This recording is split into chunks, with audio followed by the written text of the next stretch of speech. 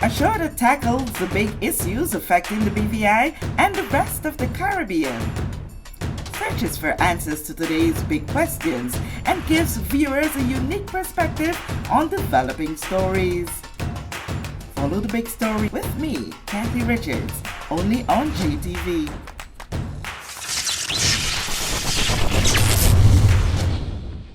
This show is brought to you by the National Bank of the Virgin Islands, Cyril B. Romney Tertola Pier Park, NV Salon, Nail Spa and Barbershop, Tisley Cross Deliciously Smooth Cider, and Digicel, simply more speed, reliability and entertainment.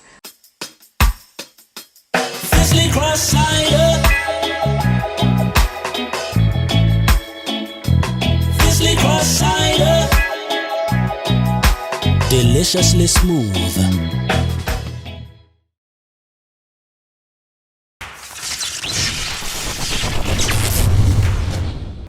This is The Big Story. I'm Kathy Richards. I want to thank you so much for joining us for this edition. With me is no stranger to this set, Bishop John Ivan Klein, and not so often seeing her face, and it's a privilege to have her here today, Amberly Crab. I want to welcome you guys to The Big Story. We're not going to waste any time, but we're going to cut straight to the chase. The faces are familiar, especially in this time as we deal with what the Virgin Islands never expected in its entire existence. And so we're here, and you guys are doing what you need to do on behalf of the people of this territory. And I dare say, the peoples of this territory. Welcome.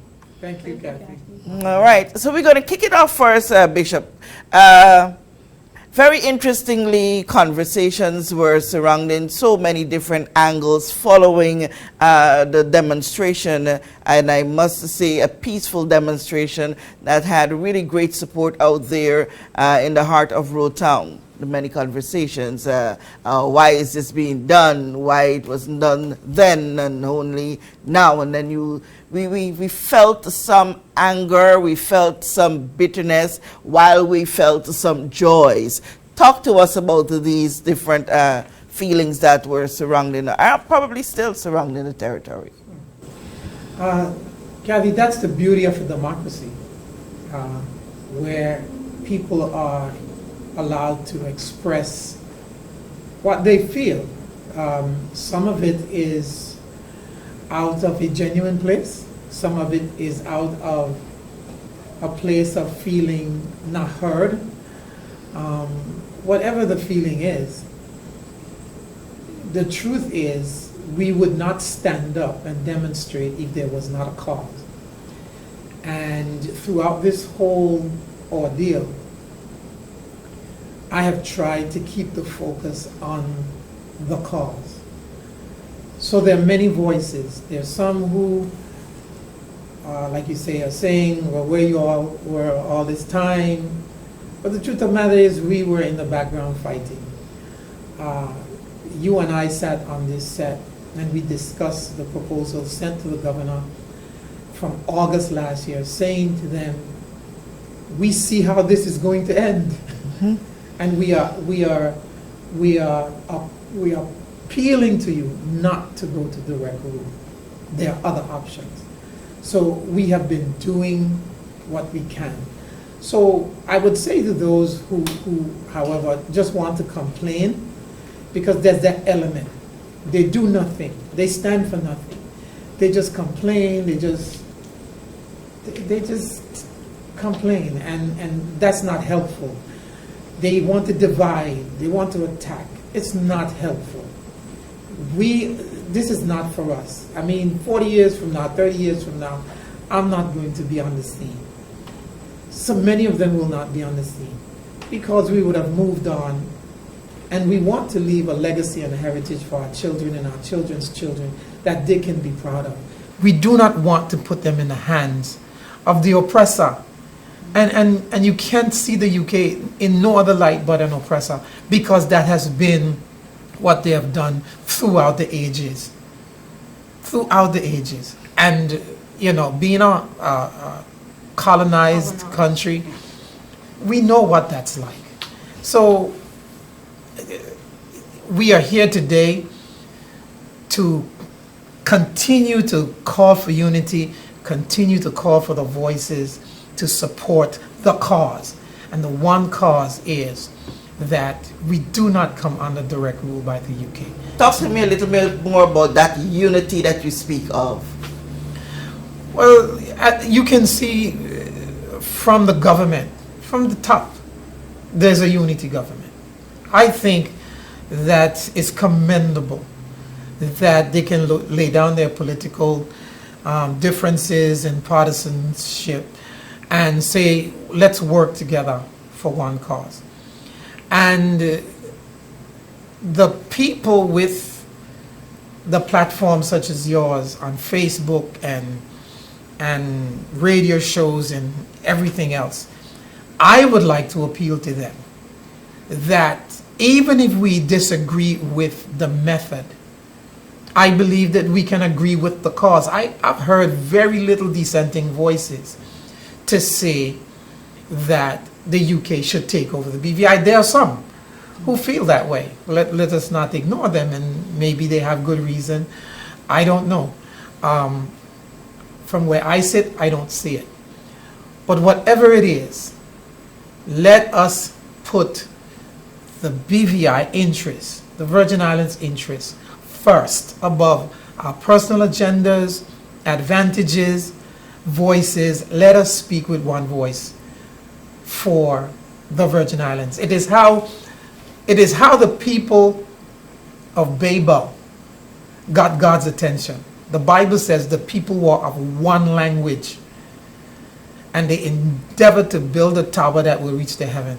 And God took notice. If we stand with one voice, the UK must take notice. This is to both of you. Amberly, you can chip in here too. But there are those who are saying that, you know, the actions that we're taking in terms of going to the streets, being on platforms like this and calling out the UK as colonizers, as oppressors, and may very well be the tools that the UK will use to say, if this is what you're calling me, this is what we will do.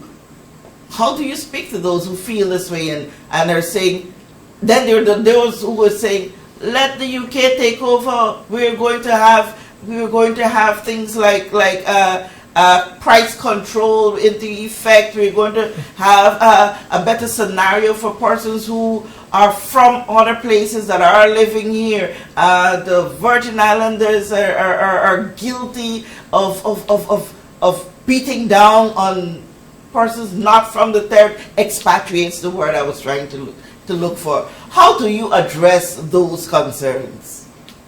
Kathy, I don't think, if I can add, I don't think that the UK will be proud in this 21st century to still be seen as a colonizer.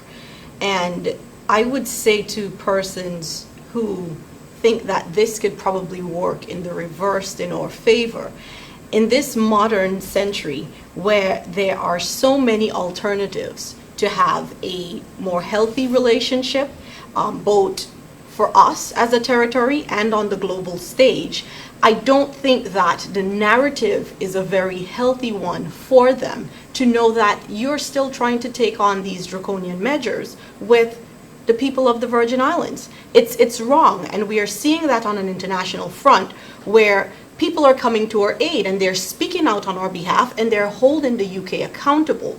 What I am not seeing enough here is the unity of the voice of the people on the ground to understand. Like you rightfully say, there are some who are saying, well, I'm not from here, or they're, you know, this, how does this relate to me? I think what we need to do in the next coming days, and we have started that effort already, is to relate things more to people. This is how you will be affected. Yes, you're not from here, but you have made the Virgin Islands your home for a number of years. The reason you came here is because our foreparents, actually, they were deliberate in their actions to set the tone and the environment that we all enjoy right now. And that's why you came here. And we embrace you. We live in peace and harmony with you. Now we're saying we don't want to lose that for our future generations, and your generation is included because we've married each other now. We form families together. So this is not a you and I fight. This is our fight, because the reality is what we need to understand about the state of or how colonial rule is, or how they behave. So they don't move in and take over people for the people's best interests. They don't. It doesn't happen that way. We can't find any examples in history where that has happened. We like to make reference to TCI. If we have conversations with them, they would let you know, while there were some elements that were quote unquote cleaned or dealt with, at the end of the day, things are more favorable to the UK than they are to the people of the Turks. And all we're saying is we don't want that to be our situation here. We can deal with things here. If you're willing to work with us, let's have a conversation, but not take over a country. That is not 21st century. And let me say, in addition to that, to the people who would want to stand up and cheer for the UK, people who don't know their history will always repeat it. Yes. In 1775, when the UK had 13 colonies, presently called the United States, it was a fight. It was a fight. They closed the Boston port and they stopped goods from coming into the United States to support the people there because they weren't in agreement with how the UK was dealing with them. In 1776, July 4th, is when the United States had the Declaration of Independence. That's why you have 4th of July holiday. They had to fight their way out of that relationship because the UK was very heavy-handed. If we come more modern, in Guyana, your own country, in 1953, they suspended the constitution there. Guyana is no better off today because the UK did that. In 1962, they did the same thing in Grenada, where they suspended the constitution. Grenada eventually got their independence because they realized that the UK will keep harassing them. In 2008 into 2009 is where we see the Turks and Caicos Islands. They don't change. They operate the same way. For the people who think it would be better here, go live in the UK. There are Jamaicans who are generations of Jamaicans and other people of color living in the UK who still come under discrimination. If they were such a embracing, inclusive people, you wouldn't have those kind of discriminatory measures still being put on the people. This you think would be good for you, but if you check the history, it's not. What we are interested in is what the UK has said in the constitutional advancement of 2007 of the Virgin Islands. They are interested in a modern partnership based on mutual respect. Right. That's what they said. That's what we look for. That's what we want to embrace. Not direct rule, not suspending our constitution, not denying us the right to have a democratically elected government. And we're at this place because a commission of inquiry was called on the Virgin Islands. A report was prepared and submitted, 45 recommendations, and top 4 amongst those. The one that have everyone really riled up is that, as you alluded to, the suspension, the partial temporary suspension of the Constitution.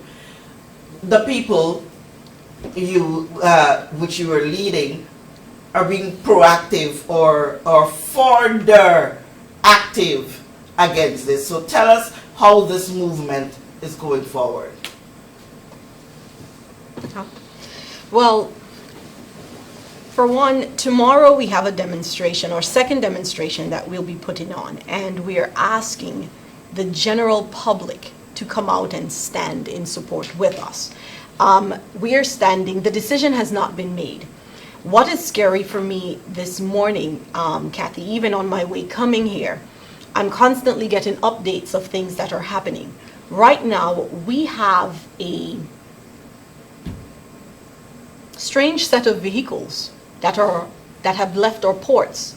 We have foreign vehicles, UK vehicles that are now here in our territory. We have seen a number of UK citizens here. We know that the military are in our waters. Is there something, we are fighting for a constitution to be upheld. We are fighting to not lose our democratic hold on our society.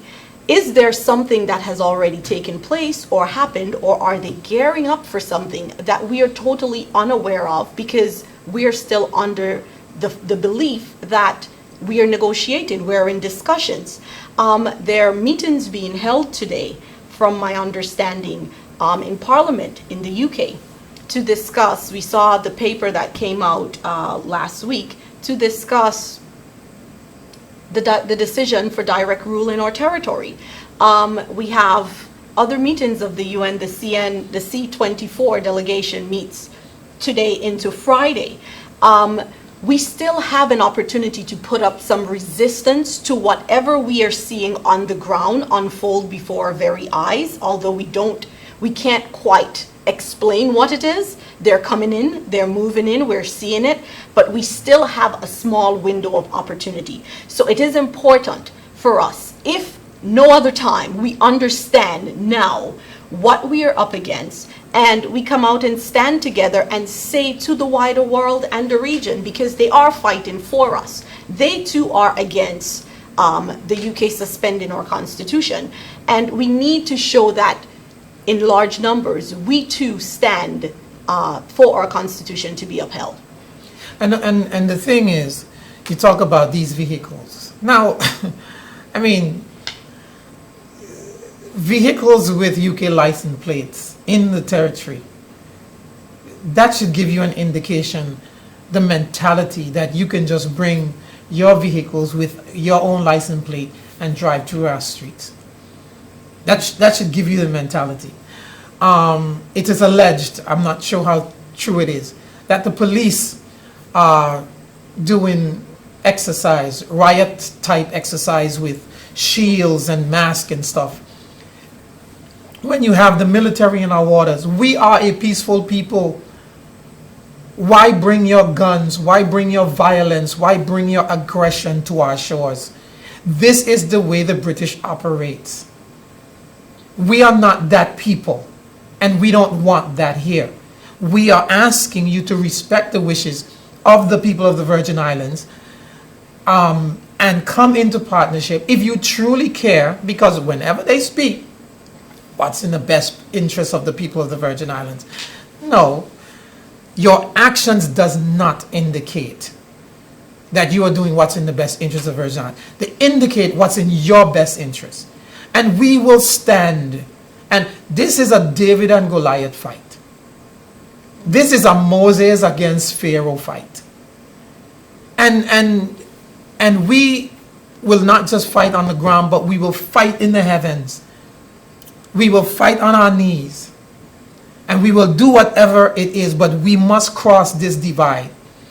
And if we have to go to independence like the United States did, or like Grenada did, or whoever did, in order to get the UK grip from around our necks when they feel like, then so be it. That is not our first choice right now. But if it has to come to that, then it will come to that. I don't know if you can feel the energy via your device, but I can feel the energy of you to explaining what are we to be facing here, what are we to be proactive and form about on the ground. I can tell you, following the last demonstration out there, we would have seen a change in government. We would have seen ministers being stripped of their positions so as to allow for the formation of a unity government. We would have heard of persons being sent home pending investigation of certain offices and what's not. Yet there are quite a vast majority, I can safely say, that are comfortable or sitting comfortable, saying that these actions that are being taken on the ground by us as a people and the government is sufficient enough to show the United Kingdom that we can handle our situation. And so they are saying, why not a march far? Why march again? Talk to those people. There's a saying that goes, a man convinced against his will is of the same opinion still. Say that again. A man convinced against his will is of the same opinion still. We have made a convincing case for the UK to change their minds about the decisions they have already made. But they still have the same opinion. And that's why we have to keep standing up. Because even though we have the unity government, even the unity government says, we are willing to work with you.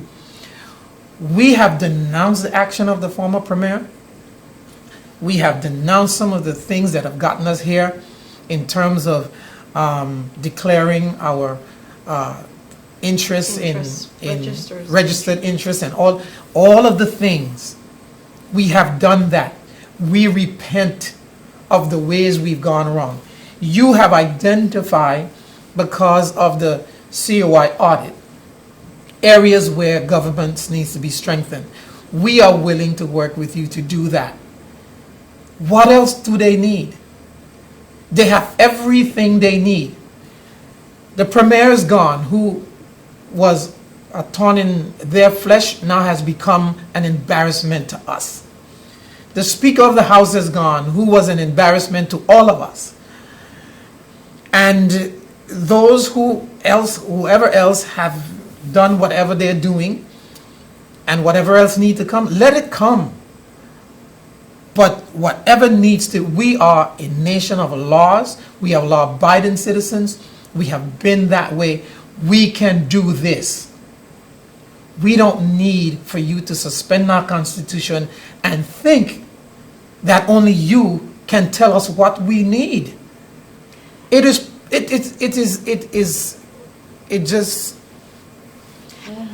And if I'm to add to that, the whole notion or idea that the UK would know what is in our best interests, that is a flawed one from inception. And we can see that by way of some of the recommendations that they have made. There's a huge cultural disconnect that they don't get and they don't understand of who we are as a people and how we work and how things function. And I think we are going to lose more of that. And there's going to be a huge gap in our people in terms of the social needs, in terms of we're seeing where, I know this is one thing, I had a meeting last night and they said, the delegation I met with, they said, what we don't understand is how this suspending the Constitution will affect us on the ground. Affecting you on the ground, because of this cultural disconnect, what is going to happen is things where you were getting, the subsidy grants that they would do, these things would do away with. It's not only about the politicians receiving money to give out to the districts. You have things where there were educational grants, certain educational grants. These things would have to be revised. Social development. They ran through a list for me of different grants that they gave out. The grant program is something that needs to be revised completely. When you are now in need, there's no emergency resource. The social development department can't even handle the load that they have right now. Imagine turning over an entire grant system to them. They don't speak about fixing the infrastructure there to be able to accommodate or facilitate now an immediate turnover of this grant program or anything to the social development department. And recommendations like that show you don't understand how things work on the ground. You don't understand. Go ahead. No, I want you to finish. No, you don't understand the people. You can no longer call and say, listen, I've lost my job. I need assistance with my rent this month. There's no point of contact for that. You cannot do that. You know, and I was told that I need to bring this up. I remember during COVID, when we were on lockdown, and the government were trying to institute measures to get food and different things to persons because they didn't want everyone coming in the street and flagging the supermarket. Kathy, I got a letter from a UK national requesting assistance for people in need who had lost their job. Okay? And they went on explaining how they are working with the Social Development Department. They explained how they're working with NHI, not NHI, with... Red Cross? No, they didn't mention Red Cross. Family Support Network. Network. And they presented a very wonderful case. And I'm like, interesting. I said to them, provide me the list of persons who, how did you do it? Did you do it by district? They had it broken down by district. I said, provide me a list of these persons who are in need, and I can see how best I can help. Kathy, there was not one local, there was not one Caribbean person, none of us. All UK nationals were on that list. You understand what I'm saying to you? And when I called the various departments that they had mentioned in the letter, none of them knew anything about it. And I brought it to the attention of the minister. I said, y'all need to address these things. Because, and that happened in a situation like that. Imagine now where we have absolutely no say. When we have no representation. No representation. The culture of the Virgin Islands, it has its advantages and it has its disadvantages. There has been, admittedly, abuse of the grant aid that politicians get. Sometimes they use it to their own political advantage. We recognize that. We can put checks and balances in Right. that. But the thought that you can't pick up the phone and call the governor. You can pick up the phone and call the representative for the 2nd, 3rd, 4th district, whoever it may be at the time, and get a response. If they can't help you, they can direct you where to go. If you suspend the Constitution, dissolve the House of Assembly, who do you call? And for the next 2 to 3, maybe 4 years, because they ain't going to just take 2 years. Who do you call? Who do you call? This whole Global Britain paper is come back to our focus. We believe that marriage between a man and a woman, that's our culture. They have already said to us in the Global Britain paper, we need to set a date as to when we will make it legal for same-sex marriage. It is not something that we acquiesce to. It is not built into the foundation of our religious beliefs. Bermuda has just won their case against the UK with this. But this is one of the things they want to put into law under the Constitution. They want to cut the civil service by a third. Now, I would be one of the first to admit we probably need some adjustment in our civil servants because it cannot continue to grow, especially when you have, two workforces, one retired and one active. But how do you do that? How do you take about 300 people and send them home who have mortgages, children in college, rent to pay, children to feed? How do you take 300 persons and send them home and say, government is too big, we have too many civil servants, we want to send them home because we have to cut the government? All of these things are on the table with UK rule. How do you give UK citizens with a lot more money than we do, because we made sure back in slavery days they have the money they have? It is on our backs that these G8 nations were built. France, Italy, you name them, and Britain. No, they were built on the backs of slavery. Let's admit that. So how do you now give them the right to come back into your country with UK citizenship, because that's what they want to do, give all UK citizens the right to BVI, the right to buy land, own businesses, run for politics, vote, everything. Just open the floodgates. This is the consequence of direct rule and suspending the Constitution and rewriting it to suit themselves. It is not in our favor. So in the bigger picture of things, what you're saying, no suspension of our Constitution. We, the people, are going to hold you, the government, you, the governor's office, to your task, to do what you are positioned there to do, and we will correct our wrongs the best possible way we can. and go forward as a free democratic country. So in that moment, you're calling on the people of the Virgin Islands to be out there to share that message. Date, time, where?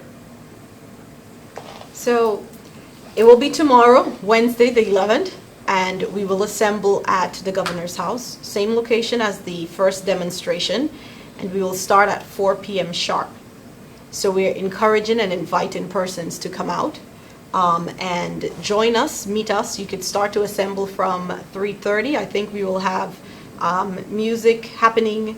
We will start to disturb a little bit, you know, the And you have, the you have area. the permission from the police? We do have. the Okay. permission. Yes, we do have the permission. That's a peak time. Many persons are trying to get to their homes and such wise. No blockage of roads and all of that. Is that taken care Yeah, of? We've taken care of all we of don't that. want to To disrupt disrupt. Yeah. the lives of the ordinary citizen who want to get home after work. We would hope that they would join us, because this is not Amberly Crabb or John Klein or Sam Henry or whoever is joining us fight. This is a Virgin Islands fight. So we want to encourage the St. Kitts Association, the Guyanese Association, the Dominican Association, whoever you have, whatever association, this is where you call home. Grenada Prime Minister has come out, CARICOM has come out, OEC has come out in support. All of them are together with us because they understand the gravity of what we are facing. So even the Spanish community were very strong, have lent their support to this and say, how can we get involved? We're asking people to catch the boat to come down from Virgin Gorda, be a part of this. Just Van Dyke is arranged. People can come over. I think I don't quite have all the details, but it will be forthcoming over the next 24 hours. But all of the people that can come out, and let's send a strong message to the United Kingdom and into the House of Commons that this, what you're trying to do to us, is wrong, and it's nothing more than colonizing the Virgin Islands once again, that you did back in 1604, whenever time they took possession of A these freedom islands. that we have already paid for. Awesome. I want to thank you, Bishop John Ivan Klein, Amberly Crabb. Thank you for sharing your views candidly. We hope that you would have taken it in a candid mode, and whether or not you choose to support, keep firm on your belief, work together as the people of the Virgin Islands for the betterment of all of us. I'm Kathy Richards. I want to thank you so much for joining us for this edition of The Big Story.